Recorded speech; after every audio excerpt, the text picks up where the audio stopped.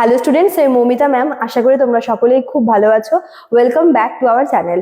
আজকে আমি তোমাদের ফার্স্ট সেমিস্টার মেজর ইংলিশের পেপার 1 থেকে তোমাদের আরেকটা টপিক, যেটা হচ্ছে ক্যারেক্টার। হ্যাঁ, তো ক্যারেক্টার কিন্তু একটা লিটারারি টার্ম এবং এটা কিন্তু খুব ফেমাস একটা টার্ম, তোমাদের সিলেবাসে দেওয়া রয়েছে অলরেডি।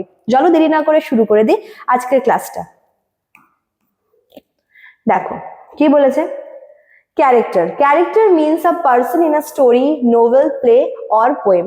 ক্যারেক্টার বলতে আমরা একজন ব্যক্তিকে বোঝাই যে কিনা কোনো একটা স্টোরি, কোনো নোভেল, কোনো প্লে বা কোনো একটা পোয়েম যেখানে হোক তার কিন্তু অ্যাপিয়ারেন্স আমরা দেখতে পাই। ঠিক আছে। A character takes part in the events of the story. ক্যারেক্টারের কাজ কি? সে হচ্ছে যেখানে থাকে, সে কোনো গল্প হোক বা পোয়েম হোক বা নোভেল হোক বা ড্রামা হোক, সে কিন্তু ওই গল্পের যে বিভিন্ন ইভেন্টস গুলো হয় সেগুলোতে কিন্তু অংশ নেয়, সেগুলোর কিন্তু একটা পার্ট হয়ে ওঠে। ঠিক আছে। Characters make the story lively and interesting. এবং একটা গল্প তখনই ইন্টারেস্টিং, তখনই জিনিসটা আরো বেশি হচ্ছে আই ক্যাচিং হবে যখন কিন্তু সেখানকার ক্যারেক্টারগুলো থাকবে এবং ক্যারেক্টারগুলো ভালোভাবে নিজেদের রোল প্লে করবে। They show human qualities such as love, hatred, fear, courage and kindness. দেখবে আমাদের যে বিভিন্ন হিউম্যান ইমোশন গুলো রয়েছে, কোয়ালিটি গুলো রয়েছে, যেরকম মনে করো যে রাগ বলো, ঘৃণা বলো, ভালোবাসা বলো, তারপর হচ্ছে অপছন্দ বলো, কাইন্ডনেস বলো, এই যে ইমোশন গুলো রয়েছে, এই যে কোয়ালিটি গুলো রয়েছে, এগুলোকে কিন্তু ক্যারেক্টারের থ্রুতে প্রেজেন্ট করা হয়। Through characters readers understand human nature and real life. বলতে পারো যে মানুষের যে প্রকৃত জীবন বা মানুষের যে নেচার, হিউম্যান লাইফ, এই সমস্ত কিছু কিন্তু অডিয়েন্সের সামনে খুব ভালো করে ক্লিয়ার করতে পারে হচ্ছে একমাত্র ক্যারেক্টার্সরা। ওই জন্য যে কোনো গল্প হোক, সে ড্রামা হোক, নোভেল হোক, পোয়েম হোক, সব জায়গায় কিন্তু ক্যারেক্টাররা থাকবে এবং তাদের থ্রুতেই কিন্তু হিউম্যান নেচার, হিউম্যান ইমোশন এগুলো সুন্দর করে আর কি এক্সপ্রেস করা হয়। আচ্ছা, তারপর দেখো কি বলেছে। There are different types of characters in literature. অনেক রকমের আমরা ক্যারেক্টার দেখতে পাবো।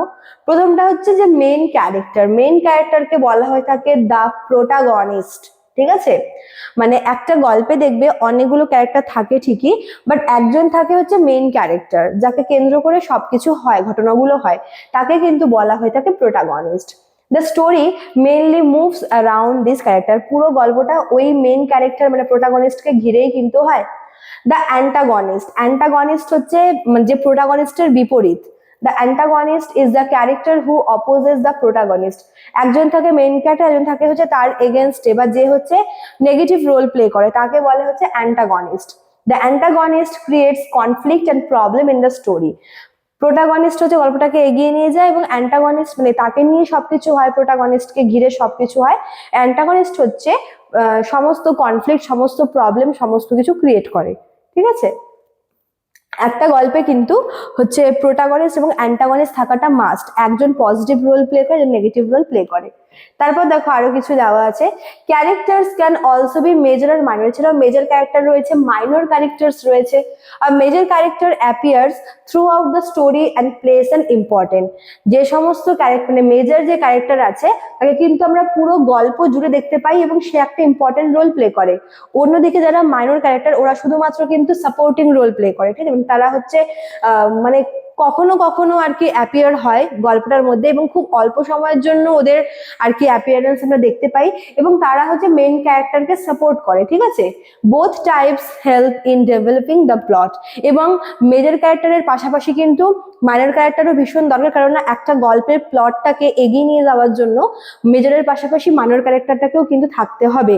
মানে একজন থাকবে মেইন ক্যারেক্টার এবং তাকে সাপোর্ট করার জন্য মাইনর ক্যারেক্টার থাকাটাও খুব দরকার।